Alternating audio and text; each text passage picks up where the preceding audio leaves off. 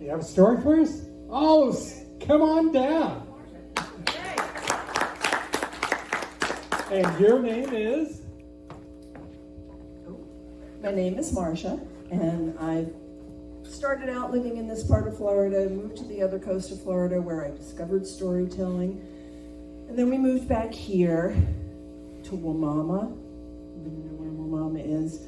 You ask anybody in a 55 and over community why they live in Wamama, it's because their grandchildren live somewhere nearby, which is why we're here. And when I moved here, one of the first things I did was look for a storytelling group. Found you guys, doing a Google search, and this is the first time that I've made it over. I started a storytelling club where I live in a 55 and over community, and I hope to be bringing them here, but they think St. Pete is too far to come. So I thought, well, I'll check it out, and then maybe I can work up enough enthusiasm to get them to come with me next time. So, St. Patrick's Day. I'm not Irish. I don't have a St. Patrick's Day story, but when I saw this and realized this was an open mic setting, I thought, I got married on March 15th. It was St. Patrick's Day on her honeymoon. So when I see this, I thought, well, I'll tell a story about being married to my husband. This is going to be for you.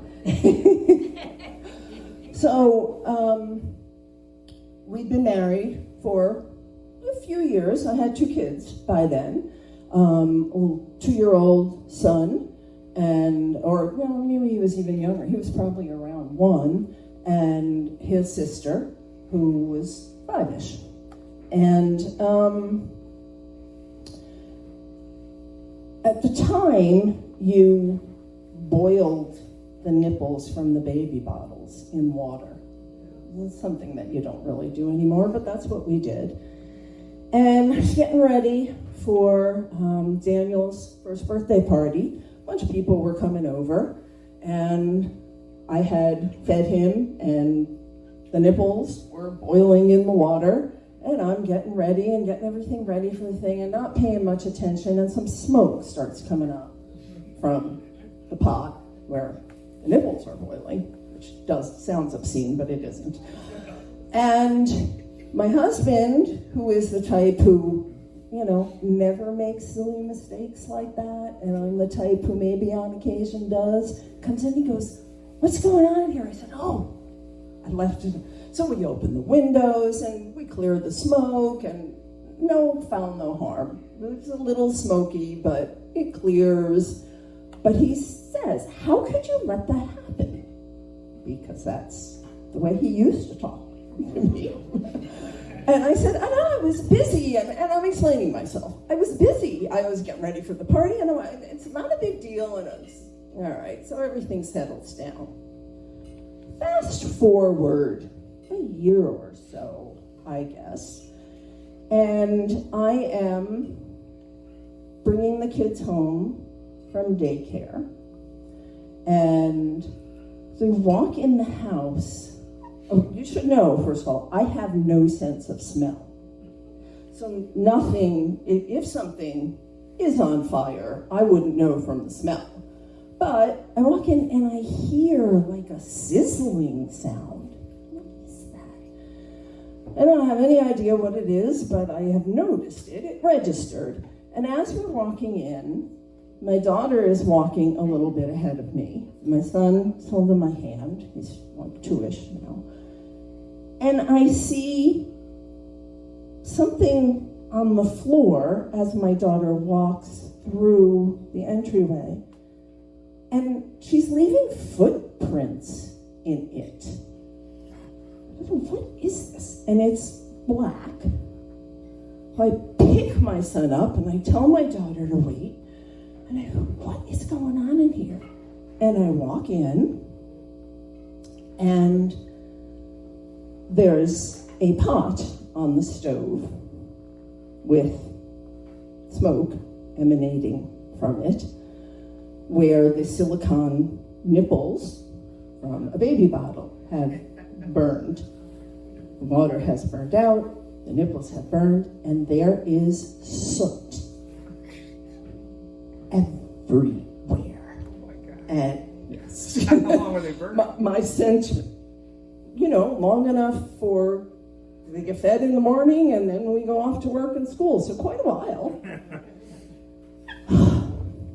So, and of course, I think back and I go, oh my God. I can't believe I did this. I don't know what to think. And I do think he's going to kill me.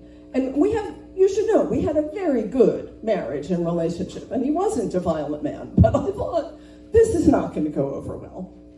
And then I think for a minute and I go, wait a minute.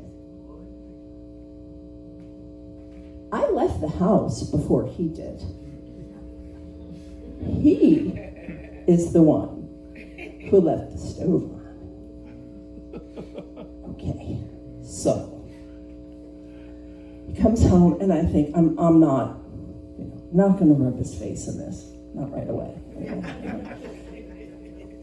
Do you know that when silicone nipples are in water and the water burns out, evaporates and the nipples burn, that the soot from that goes up through the vents in your house? Not only is there soot all over the floor, there is soot inside the medicine cabinet in our bathroom across the house. Everywhere. So, he comes in and he says, what the hell is going on? I said, apparently. And he goes, how did that happen? I said, I don't know. I left the house. You were here. I don't know. What do you think happened? And he goes, I cannot believe I did this. I said, me either. Me either. I'm so glad it was him and not me. So, he sends me and the kids to go stay with his mom. He's going to stay in the house and take care of this. We had to have water and fire restoration people come to the house, clean our house, send the rugs out, have somebody in to clean the furniture. And I'm just thrilled. Pretty much. I'm just thrilled. So, fast forward several years after that, and I've been taking some storytelling classes. And the storytelling group was having a performance, a graduation performance. My husband doesn't usually come to these kind of things. He asked what I wanted for our anniversary, because it was coming up on our anniversary. And I said, come to the storytelling. So he griped about it. He says, okay, fine, I'll come to the storytelling. And this is the story I told.